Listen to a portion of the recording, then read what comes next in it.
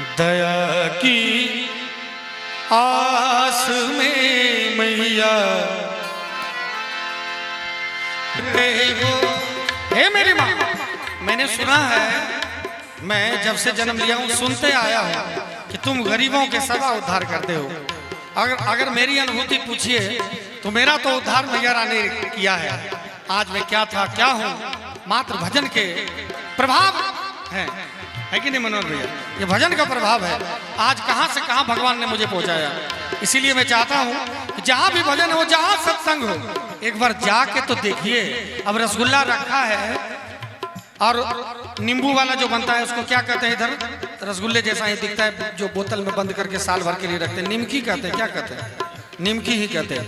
निमकी भी एक प्लेट में है, रसगुल्ला भी है। अब दूर से देखेगा कैसे पता चलेगा क्या है?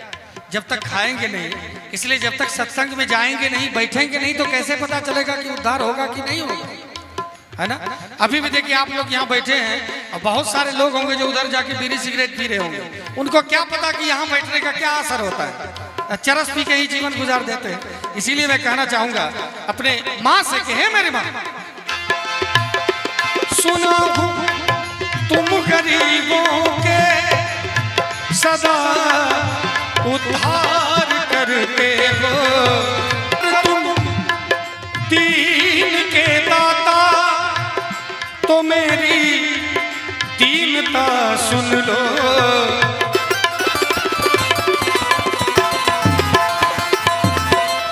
हे मेरी माँ, अगर तुम दीन के दाता हो, बिंदु जी महाराज ने कहा कि कृपा की ना होती जो आदत तुम्हारी, हे माँ कृपा की ना होती जो आदत तुम्हारी, तो सुनी ही रहती अदालत तुम्हारी।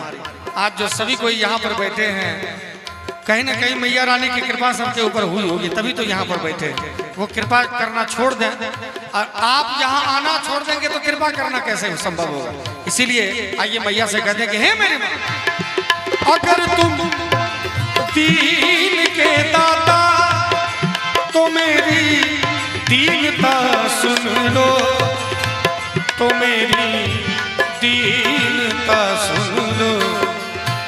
जगत के मोह में डूबा, जगत के मोह में डूबा, मैं एक गुनहगार आया हूँ।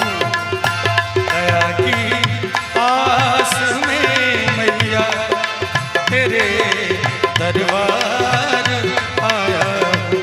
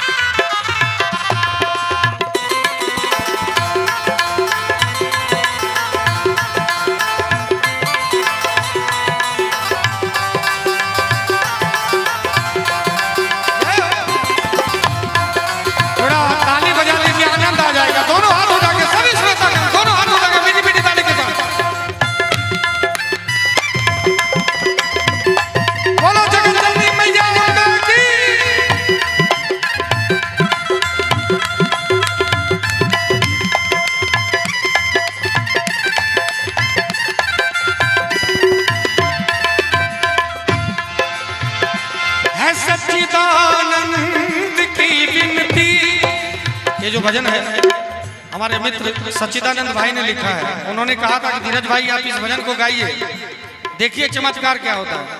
एक ही भजन उन्होंने लिख के दिया है। इस भजन ने तो इतना चमत्कार कर दिया, किसी भी मंच में जाता हूँ ये भजन ना हो तो मंच ही नहीं होता है। कहना चाहूंगा कि माँ के चरणों में अर्जी देनी होती है, वो दरखास्त देना होता है ना, है ना?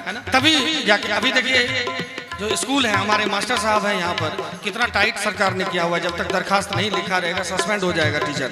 वो कितने बड़े हेडमास्टर हैं, उनके आगे दरखास्त नहीं देंगे तो कैसे पास होगी मंजूरी, है ना?